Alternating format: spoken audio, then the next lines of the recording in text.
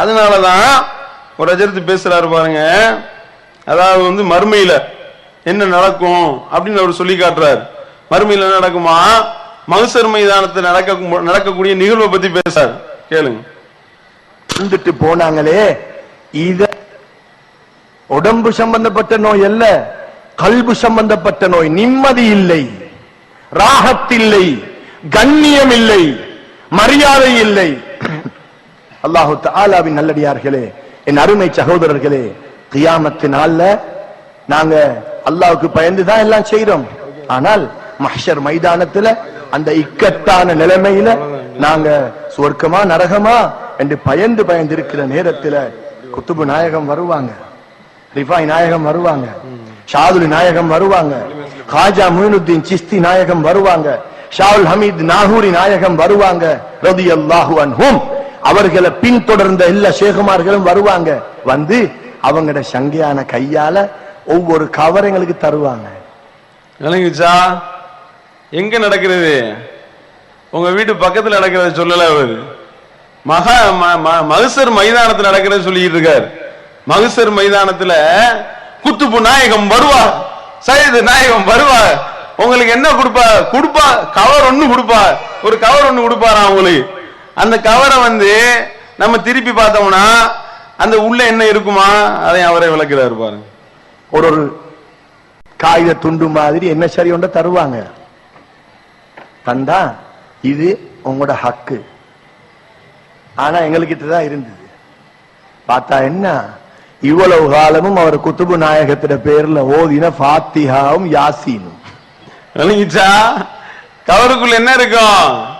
இத்தனை நாள் நீங்க ஓதுன யாசின் சூரா பாத்தியா எல்லாத்தையும் ஒரு கவர்ல போட்டு அப்பா இருந்தாங்க, அப்பா போங்க. எதுக்கு?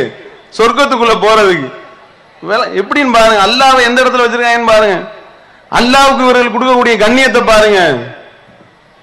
நீங்க ஓதினது எனக்கொண்டும் பெருசா கிடைக்கணும் என்று எனக்கு ஆசை இல்ல, நான் எங்கேயோ இருக்கிறேன். ஆனால் நீங்க என்ன நினைச்சு இதை செஞ்சீங்களே, எனவே இதை உங்களுக்கு பத்திரம் பண்ணி வச்சேன், உங்களுக்கு காப்பாற்றி வச்சேன் என்று ஒவ்வொரு தரீக்கத்தினுடைய ஷேகுமார்கள் அந்தந்த தரீக்கத்து முரீதுகளுக்கு மஹ்ஷர் மைதானத்தில் கொண்டு வந்து கொடுப்பாங்க. நாங்க ஓதுற ஓதல்கள், ராத்திபுகள், திக்ருகள், சலவாத்து மஜ்லிஸ்கள், சலாத்து நாரியாக்கள், இதெல்லாம் தமாஷாவா? இதெல்லாம் தமாஷா கேக்குறாரு.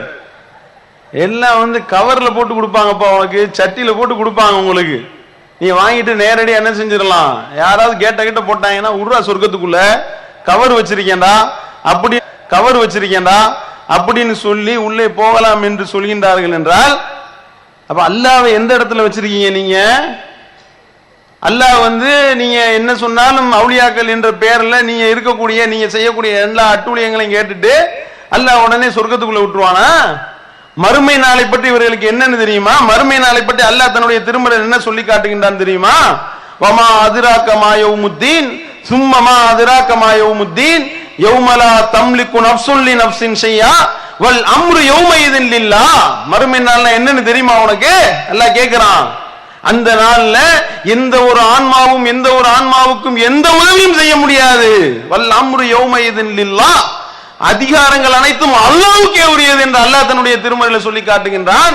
வத்தகு யௌமன் லா தஜ்ஸி நஃப்ஸுன் அன் நஃப்ஸின் ஷையா வலா யுக்பலு மின்ஹா அதுலுன் வலா தன்ஃபஉஹா ஷஃபாஅத்துன் வலா ஹும் யுன்ஸரூன். அந்த நாளை நீங்கள் அஞ்சிக் கொள்ளுங்கள்.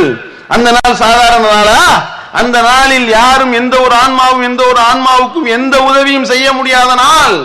உங்களிடத்தில் எந்த ஒரு ஈடும் ஏற்றுக்கொள்ளப்படாது, உங்களிடத்திலிருந்து எந்த ஒரு பரிந்துரையும் ஏற்றுக்கொள்ளப்படாது. வலாஹும் யுன்ஸரூன், நீங்கள் உதவி செய்யப்படவும் மாட்டீர்கள். அல்லாஹ் அப்படி சொல்லி காட்டுறான்.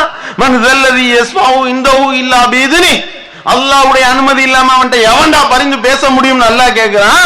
வருவாராம், குத்துபு நாயகம் வருவா, சையது நாயகம் வருவா, ரிஃபாய் நாயகம் வருவா, கொடுப்பா கவர் கொடுப்பா, அல்லாஹ் கொடுப்பான், உனக்கு கொடுப்பான். கொடுத்துட்டு உனக்கு நீ இந்த கவரை காட்டினவனே உன்னை சொர்க்கத்துக்குள்ள விட்டு தாண்டா அல்லாஹ் மறுதலை வைப்பான் உனக்கு. அல்லாஹ்வை பற்றி என்ன நினைச்ச, அல்லாஹ்வுடைய வல்லமையை பற்றி என்ன நினைக்கின்றீர்கள்? இதை பார்க்கக்கூடிய ஒரு நபர் அல்லாஹ்வை கண்ணியப்படுத்துவானா, அல்லாஹ்வை வீட்டு வேலைக்காரமா நினைப்பானா? சிந்திக்கணுமா இல்லையா? இதுதான் இவர்கள் சொல்லக்கூடிய மார்க்கம். அப்ப இவர்கள் சொல்லக்கூடிய இஸ்லாம் இல்ல, இவர்கள் வேற ஒரு மதத்தினர், இஸ்லாத்தை விட்டு வெளியேறியவர்கள். இஸ்லாத்தினுடைய பெயரால் இஸ்லாத்தை களங்கப்படுத்த வந்தவர்கள் என்பதை நாம் விளங்கிக் கொள்ள வேண்டும்.